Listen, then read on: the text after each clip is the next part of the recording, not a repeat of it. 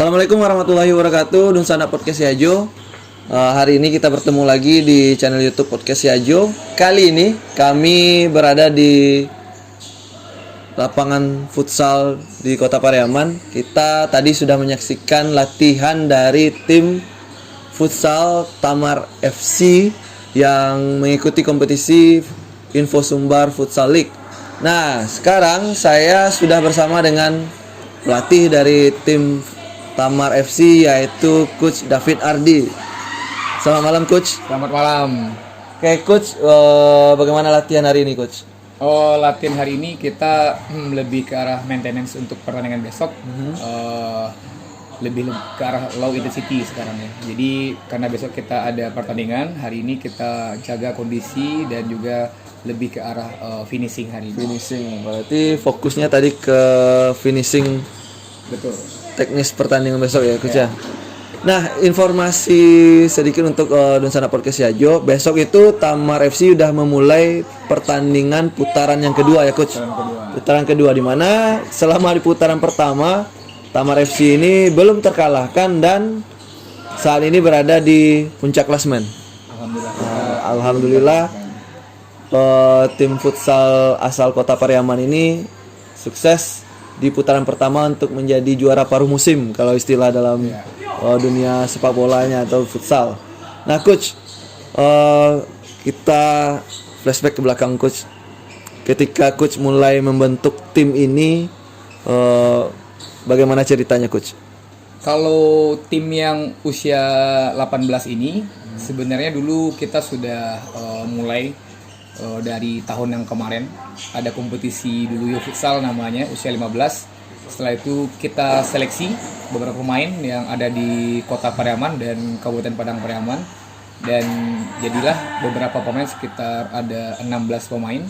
Dan alhamdulillahnya ketika kompetisi U15 itu Kota Pariaman atau Tamar Futsal juara 1. Kita di sana dapat best goalkeeper dan juga sebagai best player serta juara 1 di sana. Setelah itu karena kompetisinya usia dini itu tidak ada, mereka kita off-kan dulu dan kita fokus kepada seniornya, yaitu tim senior Tamar yang akan mengikuti Liga Nusantara. Setelah selesai Linus, kita off lama juga sekitar 6 bulan. Lanjut ada Info Sumbar yang kebetulan itu untuk usia 18. Kita berkomunikasi dengan manajemen tim di Tamar Futsal untuk mengumpulkan kembali adik-adik tersebut, dan alhamdulillahnya dari manajemen Tamar Futsal merespon positif untuk hal tersebut, dan kita panggil kembali pemain-pemain dan plus pemain baru yang kita rasa bisa masuk ke dalam tim. Artinya ada peremajaan di dalam timnya ya Coach ya. Nah, Dunsana Podcast Yajo di belakang ini ada beberapa pencapaian yang sudah diraih oleh tim Tamar FC. Nah, sedikit Coach tadi kan menyinggung tentang Linus. Untuk tahun ini persiapan untuk Linus bagaimana Coach? Kalau Liga Nusantara mungkin ini akan diadakan di akhir tahun nantinya. Jadi kita di tim akan menjangkau program jangka pendek dulu. Jadi untuk jangka pendek ini kita ada yang namanya nanti di usia 18 yang sedang kita jalani. Next nanti ada Porprov. Porprov ya. Porprov nanti mungkin sebelum bulan 6 nanti ada Porprov. Jadi nanti dari adik-adik inilah nanti yang cikal bakal nanti untuk Pondasi Kota Pariaman. Lalu nanti kita masuk ke Linus nanti. Jadi selalu continue berjenjang ya Coach ya. Berjenjang. Oke Coach. Nah, tadi kan sempat dari liga sebelumnya adik-adik ini direhatkan, di off-kan. Bagaimana ketika mereka sudah terjun di turnamen lagi, bagaimana kondisi mereka Coach? Atau ada kendala di awal liga yang diadakan Info Sumbar ini atau gimana? Kalau kendalanya setelah mereka rehat hampir lebih setahun dan kembali lagi, tentu yang jadi permasalahannya adalah di Pariaman ini mungkin kompetisi futsal itu sangat minim ya. Jadi ketika mereka balik kembali itu kita mulai dari nol lagi dan Info Sumbar U18 ini kan diadakannya di Padang, dan kita satu-satunya tim yang dari luar kota Padang. Saya ingin sekali anak-anak ini bisa berkompetisi agar tahu sampai mana batas kemampuan mereka, karena secara teknik mereka di sini agak lumayan, secara fisiknya sudah dibentuk, secara sistemnya sudah diajarkan. Terakhir mental mereka mayoritasnya di match pertama itu hampir semuanya belum bisa bermain maksimal karena belum pernah merasakan lapangan yang sebesar itu di Padang. Dan akhirnya kami sempat kalah waktu itu lawan Semansa Young Guns di putaran pertama dan 3-1, dan di akhir-akhir kita bisa comeback dan kita 3-3 jadi seri ya. Oke. Nah, kesulitan dalam mengumpulkan pemain gimana coach? Kalau kesulitannya ini yang jadi permasalahannya adalah Pariaman ini kompetisi untuk futsal, terutama futsal usia dininya hampir tidak ada sama sekali. Bagaimana kita mau rekrut atlet dari sekolah-sekolah atau dari tempat-tempat latihan, sedangkan kompetisinya tidak ada. Kayak kita lihat di kota-kota lain, kayak seperti di Padang, di Payakumbuh, mereka itu kompetisinya rutin. Jadi dengan kompetisi terlahirlah pemain. Makanya ketika kesulitannya adalah itu, kompetisinya tidak ada, akhirnya saya di sini seperti mulainya itu dari nol, mulai dari nol semuanya. Mereka punya bakat tapi tidak tahu yang namanya futsal. Jadi kita mulai dari nol, mulai bentuk mereka dari fisiknya lagi, mulai dengan teknik-teknik yang futsal, karena di sini mayoritasnya pemain sepak bola.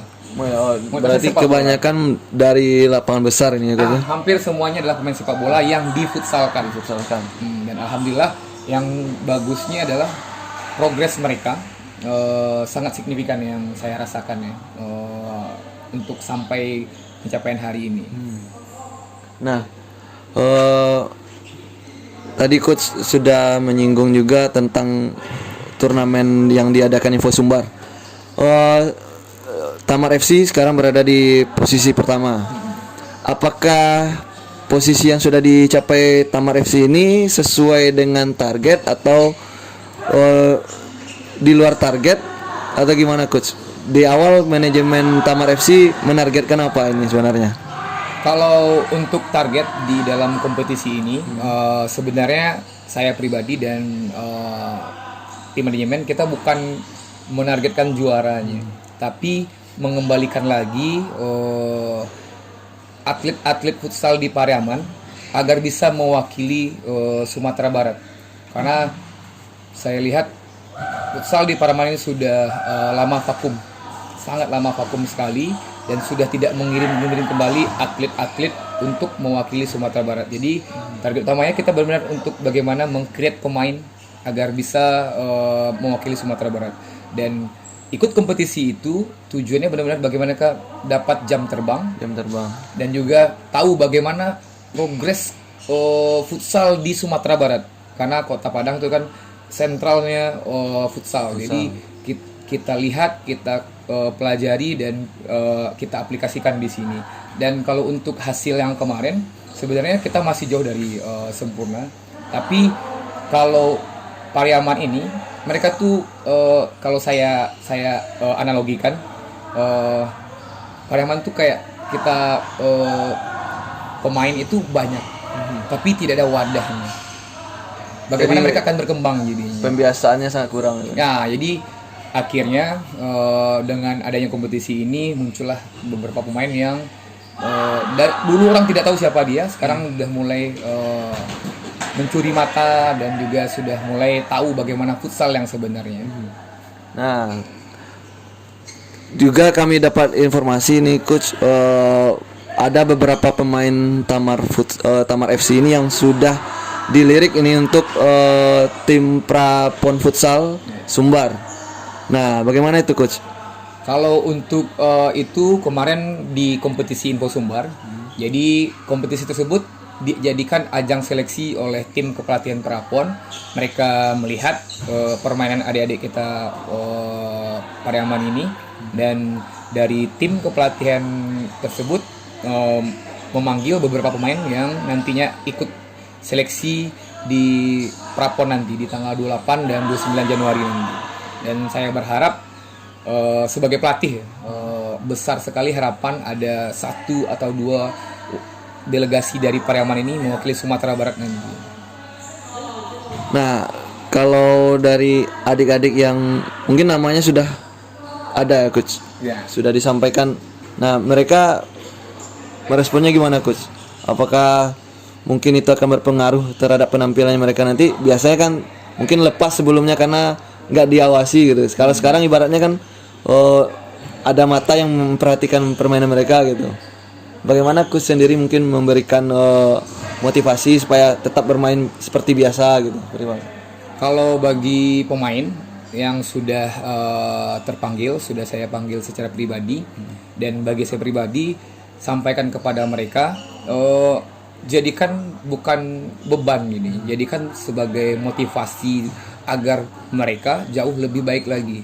Karena kalian sudah diapresiasi, apa yang kalian latih di sini, apa yang kalian siapkan di Pariaman ini sudah diapresiasi oleh tim kepelatihan Prapon. Jadi tingkatkan lagi persiapan kalian secara fisik, teknik, mental, dan strategi.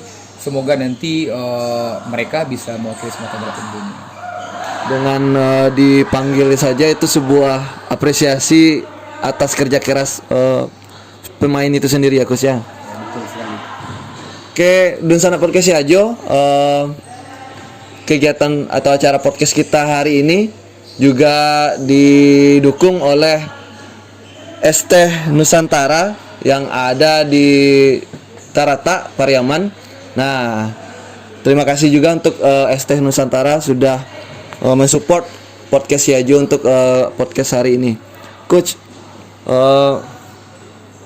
bagaimana persiapan untuk besok kalau dilihat dari latihan yang tadi, Coach?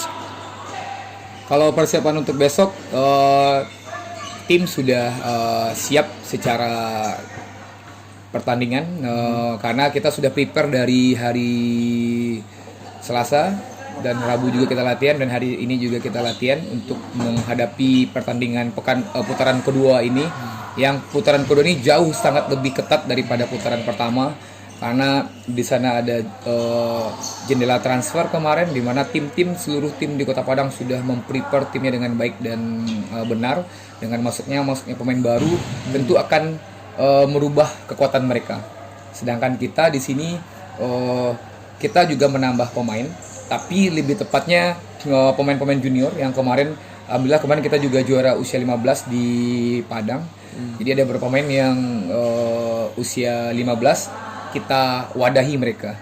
Jadi saya inginnya bukan menambah pemain-pemain dari luar, dari kota lain. Jadi benar-benar Tamar Futsal ini mewadahi atlet-atlet yang ada di Kota Pariaman ini untuk muncul nantinya di kancah futsal di Sumatera Barat tentunya.